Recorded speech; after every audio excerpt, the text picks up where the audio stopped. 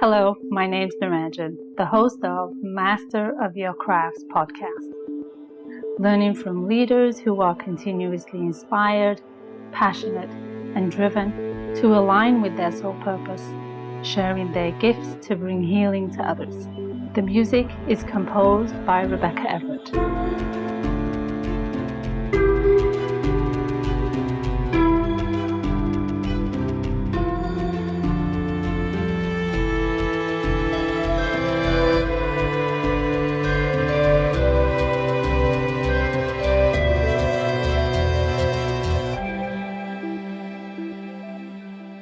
Today is episode number 41, and I'll be talking to Damon Giannoccaro, the founder and CCO of Giannoccaro Design Creative Agency based in China and Europe.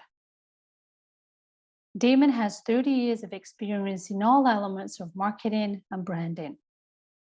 As a certified and registered agency with the Chinese government, he offers corporate programs and certifications in product design, retail solutions, e-commerce, and brand communications. He is also a proud educator, mentor, and advisor, sharing his professional life experiences to students in colleges and university institutes. Damon is also in the process of launching a sustainable packaging company in the coming days. Hello and welcome to Damien. How are you, Damien? Very well, thank you. And thank you for having me. Really excited. I'm excited to have you on the call and learn more about all this passion and drive and enthusiasm and all this motivation that you have in all areas of your life. I want to say especially in elements that drive creative freedom, not only from the fashion world, but creative freedom of how it's impacting our beautiful planet.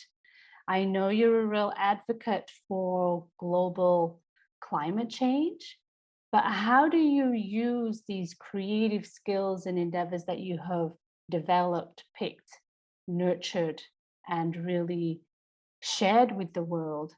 How did you come about to this area in your life, to who you are today? First of all, I will give kudos to my mom. She brought my sister and I up in a very mature adult way. She always spoke to us as though we were young adults, and treated us like young adults and held us responsible for our actions as young adults. And that kind of gave us a completely different view on the world, in the sense that we thought twice before we did something, and we thought twice as hard when we were thinking about something that we were going to do from a point of view that we wanted to do things the right way. So I'm very grateful for the way I was brought up. My mom is my hero. She's also my best friend. We speak every single day, even though we're worlds apart. But in answering your question, as creative people, we actually have the ability to narrate a message in unique ways that corporate people, and when I say corporate people, I'm talking about, I'm going to be a little bit stereotypical, but I don't mean it with any disrespect. Yes. Your corporate suit and tie have a different kind of voice to a creative person that is creating, whether it be art. I mean, I do product design, I do fashion design. I also have a creative agency, so we're always thinking of creative solutions.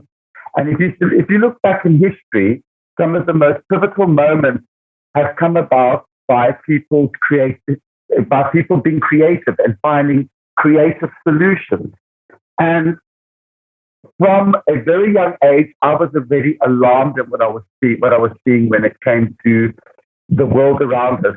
I mean, we moved to South Africa when I was a young boy because my mom and dad wanted a good education for my sister and I. And back then, it was a very colonial, old British schooling system, still is. Excellent schooling system, excellent universities. So we were constantly surrounded by beauty and nature. and people that have a complete passion and love for nature. And in South Africa, I can tell you, the native tribe and the native populations of South Africa opened my eyes to how beautiful and how important nature and the world is. And I've always had that in my thinking process. And I brought that through.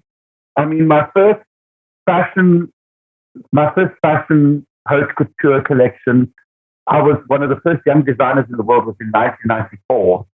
In 1994, 1995, I did a collection of a men's haute couture collection for Porsche South Africa, which was a Red Cross benefit. Really back then, we were using natural fibers, unharmful pigments in our collection. So really back then, my mindset was already very different to my friends. We all loved the environment, and we all had a passion for a better life for ourselves and going forward into the future. Like I was always thinking to myself, even when I was in primary school, I used to say to my mom, I hope we make it until the year 2000. And she's like, of course you will, my son. So I had that inherent fear. It was almost a fear or a curiosity, you could say, that I was seeing so much going on around the world. I saw war on TV. I saw famine. Ethiopia was going through the worst famine that has ever been seen in generations. And I kept on having these feelings inside like, what can I do when I grow up? I hope, and I still remember this so vividly, that I wanted to live at least until the age of 2000. Because remember back then, we're talking about the late 70s, early 80s, I was seeing the world, there was the nuclear threat, there was the Cold War going on, there was all this negativity going on in the early 80s when it came to the superpowers of the world. And I was really scared as a child. And I thought, well, my mom turned me around and said to me, listen, let's refocus that all that time and energy that you're putting into this kind of feeling, and let's look at what you want to do. And she got us involved in programs from when we were small, giving back to the community, taking part. So I've got a lot to thank to my mother for that. But then growing up as an adult, I was constantly surrounding myself with like-minded people. For 2021, I've been nominated as a mentor again for the China Shop Design Awards for students and for the big corporates. They're two separate events. Wow. And my business partner and I do a lot of mentorship for brands, but also for students. And students always ask me, how do you become successful? And I always say to them, you don't become successful. You are already successful. All you've got to do is do exactly what you would do to a new plant that you buy. Constantly feed yourself like you would feed a new plant water. Constantly feed yourself nourishing information, read books, and surround yourself around like-minded people. If you don't surround yourself around people that think the same and feel the same, you're going to slow down the process of realizing who you are. And for me, that's really important, that you have the right focus and you have consistency. And consistency and focus lends itself to the creative process. The creative process can be all over the place, like a pinball machine. You could start off designing something, like I'll give you an example. I'm designing a little collective figurine set for Pop Mart, and they said, let your imagination run wild. I was like, wow, do you really want that to happen? Because if you want me to let my imagination run wild, I am going to produce figurines and stories that you've never heard of in your life before. And well and behold, when I went to the presentation last week, Monday, the mouths were just hanging open in the presentation. I said, any questions? And everyone was like, oh, where did you come from? Yeah, so I pointed upwards, and they kind of didn't get it at first. So I said, I come from up there, where we all come from, the great universe. We're social mammals. I think we've lost touch of the fact that we're social mammals. That's why COVID was a big wake up call for the whole for humanity. The fact that people could not touch each other and they're doing it through plastic was still not good enough. You know, it was a nice relief. I know because my family were all stuck in the center in Italy and all around the world. I've got family all around the world. And I think although COVID's been awful and still is, and it's still going to be around for a very long time, I think it's a reset button for humanity to appreciate the essence of being a human being. How important it is to touch, feel, to ask someone, how are you? Do you need anything? Can I help? And also, I need help. And I found that through COVID and through the last year and a half, I'm finding that a lot more people are asking for help. And I think that's absolutely a fantastic thing. I think that it's way overdue.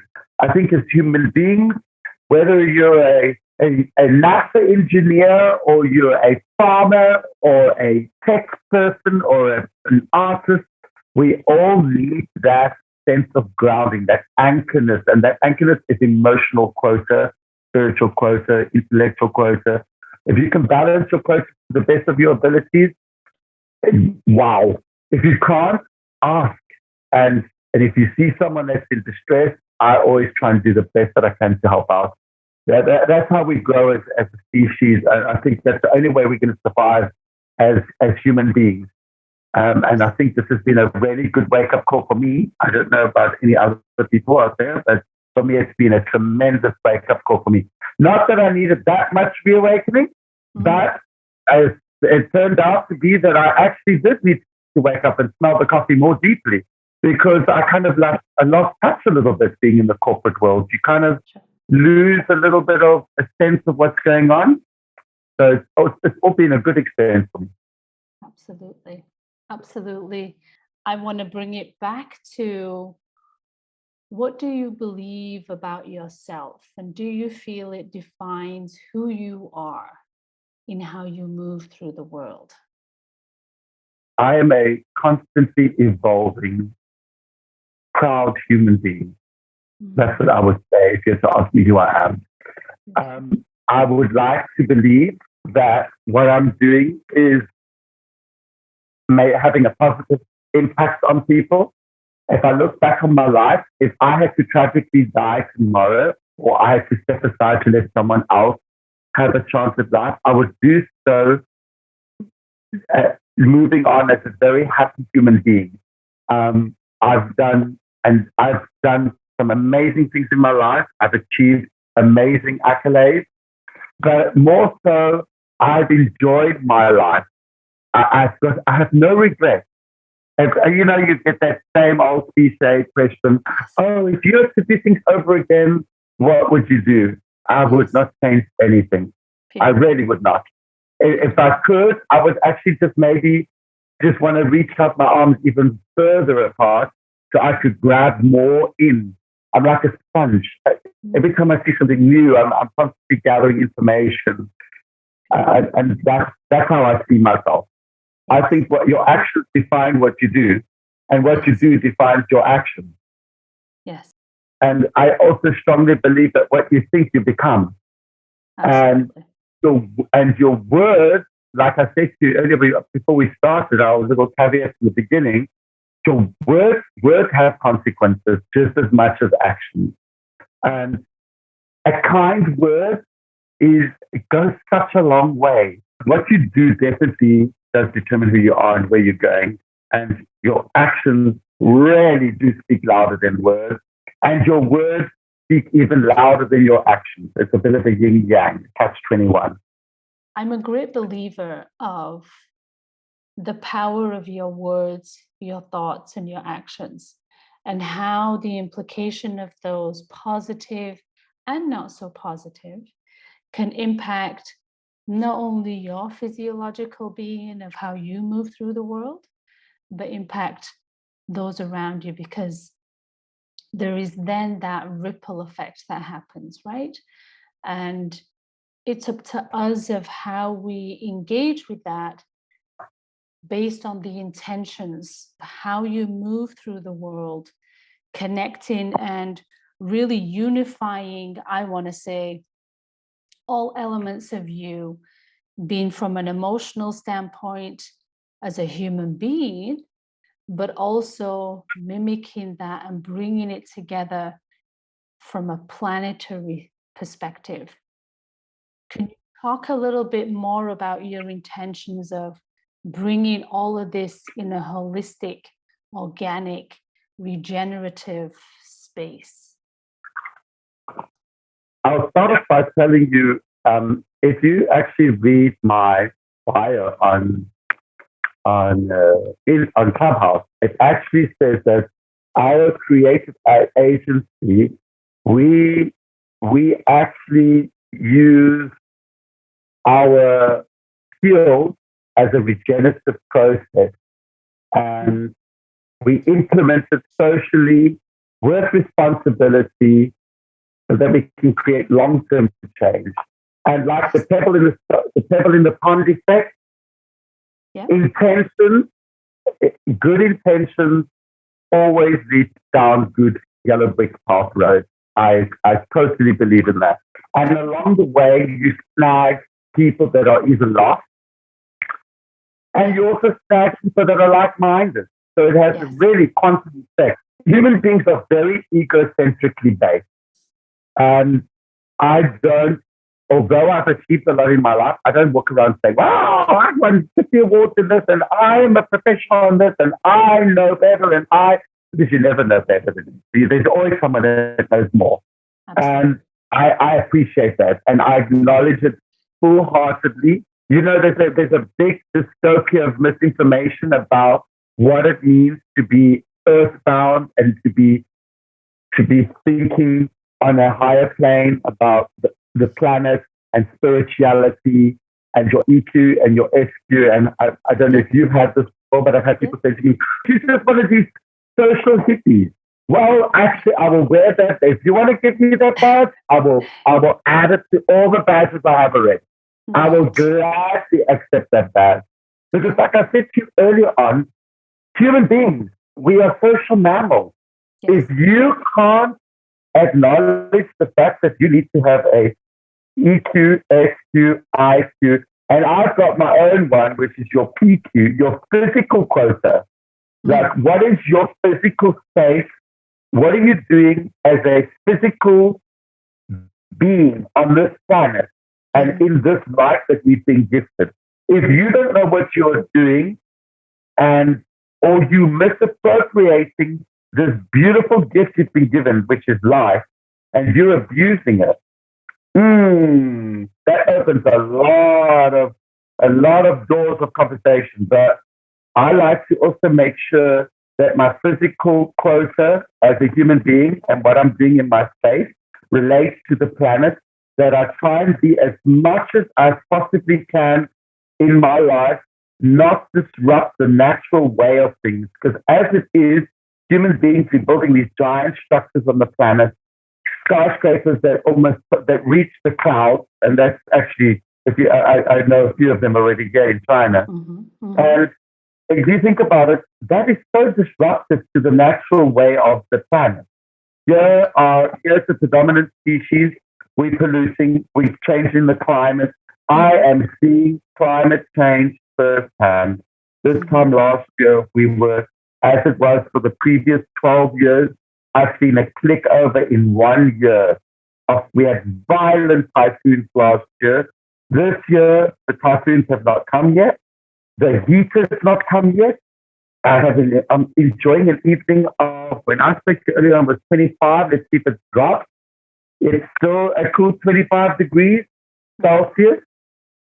This time last year was just under 40, 39. So that is a huge difference. And we had our first rains for the first 2 days ago. We started enjoying our first monsoon rains, and they stopped already. Wow. So our physical quotas as human beings, we're all talking about carbon footprints and what footprints we leave behind, but we're forgetting about the space that we all consume as human beings on the planet, but also amongst each other. Yeah. And this is a field that I don't see many people speaking about. How human beings disrupt one another if they are not balanced as people. And COVID has actually shown families that it's okay to be at home with your family and to get to know your siblings and your parents on an intimate level because we've all lived in a digital age. And the digital, I am really becoming a big dislike fan of digital. I'm starting to get allergic to everything digital. It's disconnected us like an umbilical cord from Mother Earth. We're walking around, we're not even connected to human beings. We're talking in digital languages, not like you and I are now conversing in verbatim words. There's no verbatim word in a text message. Yes, it's a verbatim text. And I find that the physical quota, I think that's something we can all talk about and develop as people. And I think it needs to be discussed more. Absolutely. I 100% agree. I think the whole premise of this magnificent change that's happened in the last couple of years perhaps was a tipping point for us to regroup and reground ourselves, because as much as we all work on ourselves either from an eco perspective or from an ego perspective, there's always something that is available to sift out, to look at, to reflect on, and to go into a space of, just because it was then, it doesn't make it great. I believe very strongly that a lot of people now are looking back now and looking now towards the future and realizing that we are not the predominant species on this planet. Mother Earth is the predominant species. Absolutely. Mother Earth is the predominant alpha male on this planet.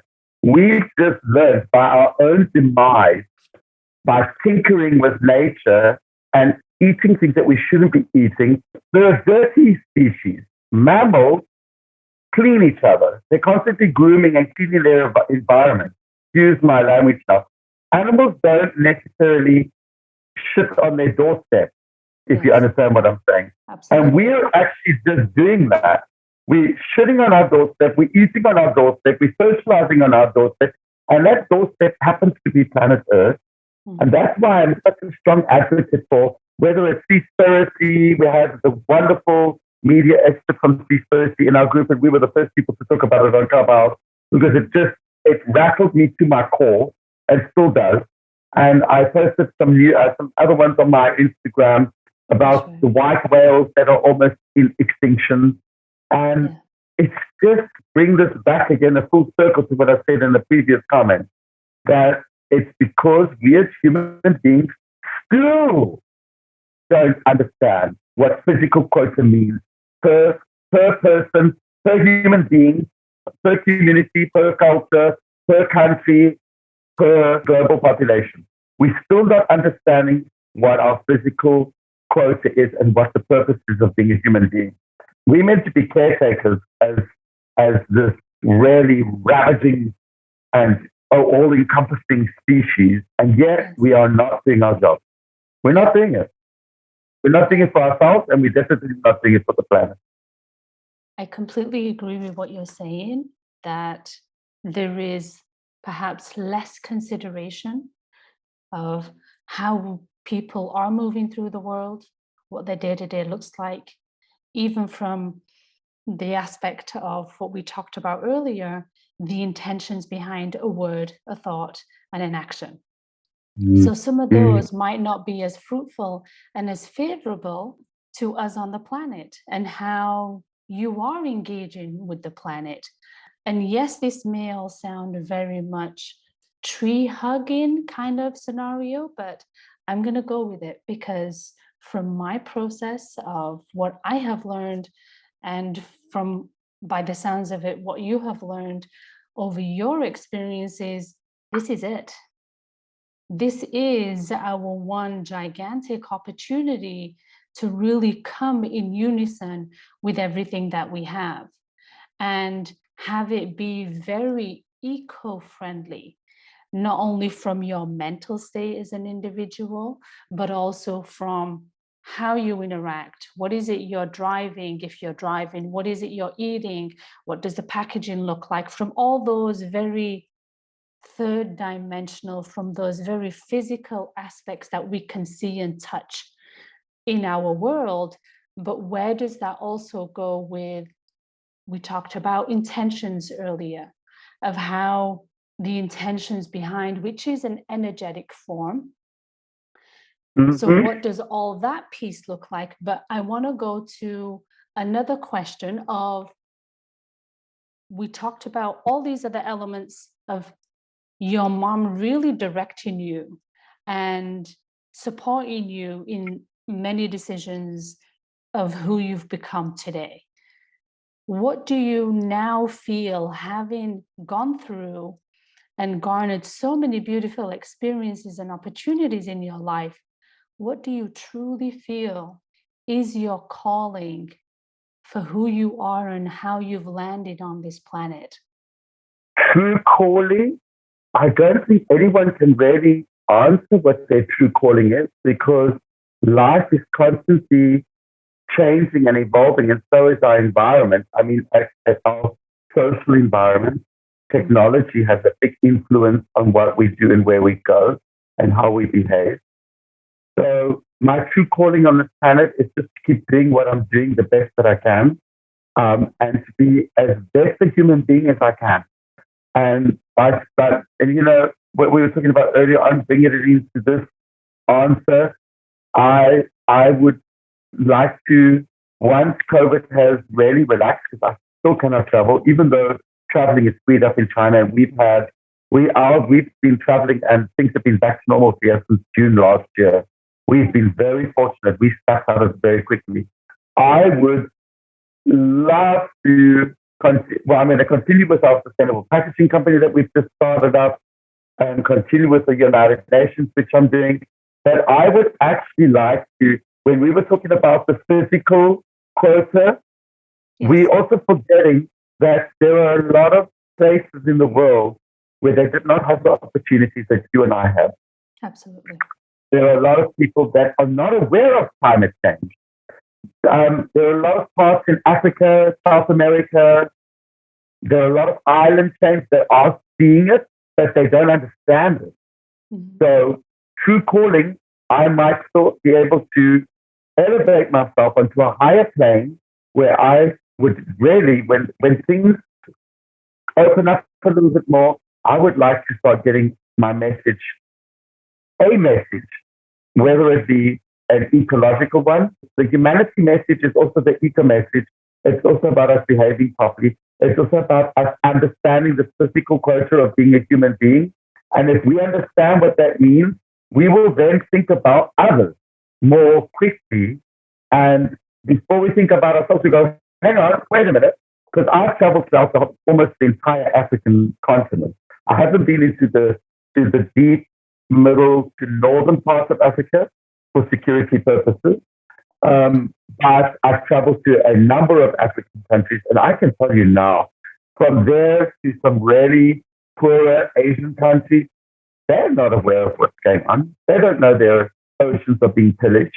They're seeing different weather patterns, but a lot of them don't even have smartphones. They have basic telecommunications. And I can guarantee you, I've been in these countries, the environment and what's going on with our climate and our oceans is not on the news, and it's not on the radio. Mm-hmm. So I would like to say that I would like to better my purpose. And that would be to, when things are done, commit myself more to extending the projects I have that can then branch off, like brand extension, have different extensions where I can then penetrate and educate, because I'm also an educator, educate people that don't know what's going on, because that's really an injustice. You know, you think about these very tiny island nations. They've seen the oceans rising. They've seen plastic washing up on their shores. And a lot of them think that that's just how the world is evolving. Hell no. It's not. So I would like to be able to have a higher purpose that I can get my message across to those people that are not hearing it, that are not exposed to it. There are a lot of that are land bound. They have got no access to the ocean. They are inland countries and they don't see what's going on. And they're not feeling it properly. They're not seeing the oceans rising. They're not seeing their shores being pillaged and their fisheries in distress. They're just living their lives in a very rural way. And that even happens in China. The rural parts of China, they don't know what's going on in the rest of the world. So that would be my higher calling to my place on this planet. That's beautiful. And that's a really big feat, Damon. But I have zero doubt that you're going to be able to do it. I can have 100% faith. Yeah, I know I can do it. I just the world needs to be ready, put it that way. Because Yes. I like to make a lot of noise and that's one thing I was taught as a kid, never be afraid, and I'm not afraid. The worst that can happen to me is, what's worse than not living? It's not living. And like I told you, if something happens to me, I'll be super happy that I've had such an amazing life up until now. So I would die a very happy man. But if I could do much more than what I can right now, I'm ready. I'm at that starting line and I'm ready for the gun to go off. Absolutely. Yes, I can feel it. I can see it from you. And I have zero doubt that the world has to hang on to their seatbelts as Damon moves through it and brings this unity together to support individuals to truly be mindful of their physical quota, their emotional quota, their connection to Mother Earth, and live with a greater purpose. Change happens for a beautiful reason. So, Damon, I really relished, enjoy, and really look forward to all the magic that you're going to create, because I know it's going to be magical. With the power of your intention, the word that you have spoken so profoundly to vibrate through the world, and how that's going to open, awaken, and really educate individuals of opportunities that they may have not seen and how they can really make a difference in who they are.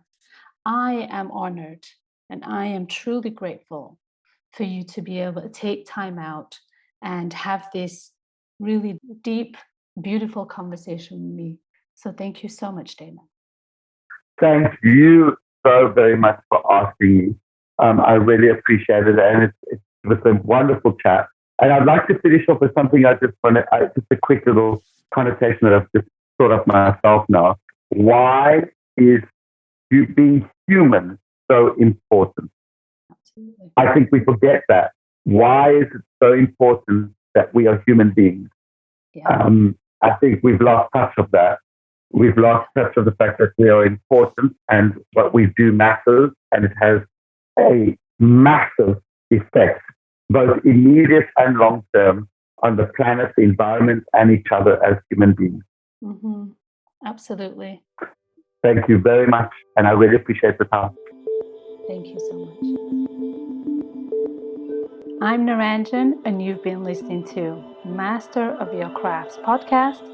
Please subscribe, rate, and review, and join me next week for another episode. Thank you for listening.